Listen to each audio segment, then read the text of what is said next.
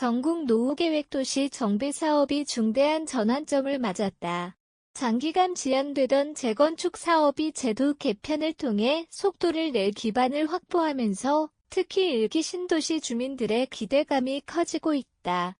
주차난 노후 설비 생활 불편이 누적된 상황에서 더 이상 정비 사업을 미룰 수 없다는 공감대가 형성된 가운데 정부가 실질적인 제도 손질에 나선 것이다. 정부는 2026년 4월 중순 국무회의를 통해 노후계획 도시 정비 및 지원에 관한 특별법 시행령 개정안을 의결했다. 이번 조치는 단순한 절차 간소화에 그치지 않고 사업 추진 구조 전반에 변화를 주는 내용을 담고 있다. 가장 눈에 띄는 변화는 이른바 나 홀로 단지에 대한 규제 완화다.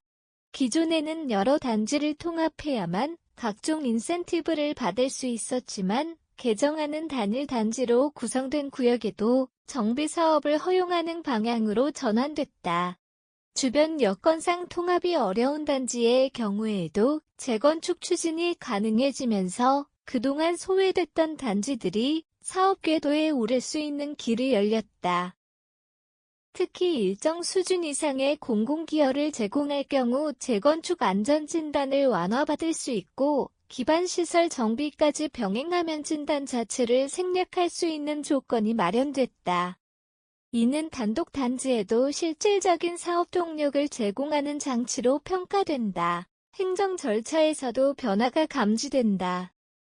기존에는 사업 초기 단계부터 소유자별 분담금을 일일이 산정해야 했지만 앞으로는 주택 유형과 면적 등을 기준으로 한 표준 모델을 적용해 추산하는 방식으로 바뀐다. 복잡한 계산과 정의 단순화되면서 사업계획 수립 기간이 단축되고 주민들도 사업성을 보다 직관적으로 판단할 수 있게 된다. 그러나 속도만큼 중요한 변수도 존재한다. 정부는 2027년 착공을 목표로 약 2만 6천 가구 규모의 선도지구를 추진할 계획이다. 이는 대규모 이주 수요를 동반할 수밖에 없는 구조다. 단기간에 많은 인구가 이동할 경우 주변 지역 전세 수요가 급증하면서 시장 불안 요인으로 작용할 가능성이 제기된다.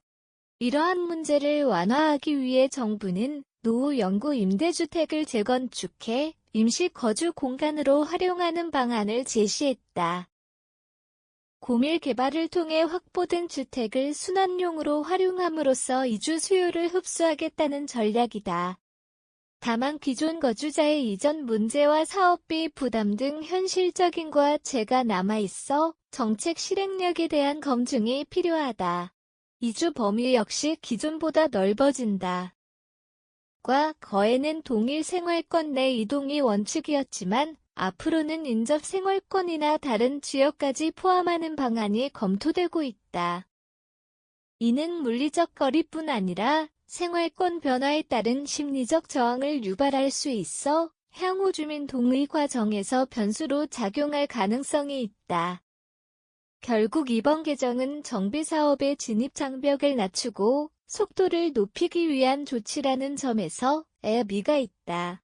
다만 대규모 이주 관리와 시장 안정이라는 과제를 동시에 해결해야 하는 만큼 정책 설계의 정교함이 성패를 좌우할 전망이다.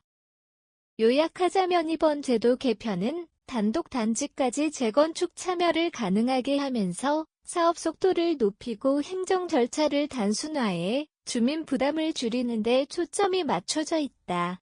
동시에 이주 대책을 병행함으로써 시장 충격을 완화하려는 시도가 담겨 있다. 결론적으로 노후 계획 도시 정비 사업은 이제 본격적인 실행 단계로 진입했다. 규제 완화로 추진력은 확보됐지만 대규모 이주와 시장 안정이라는 복합 과제를 해결해야 하는 상황이다. 향후 정책의 완성도는 속도가 아닌 균형에서 판가름 날 것으로 보인다.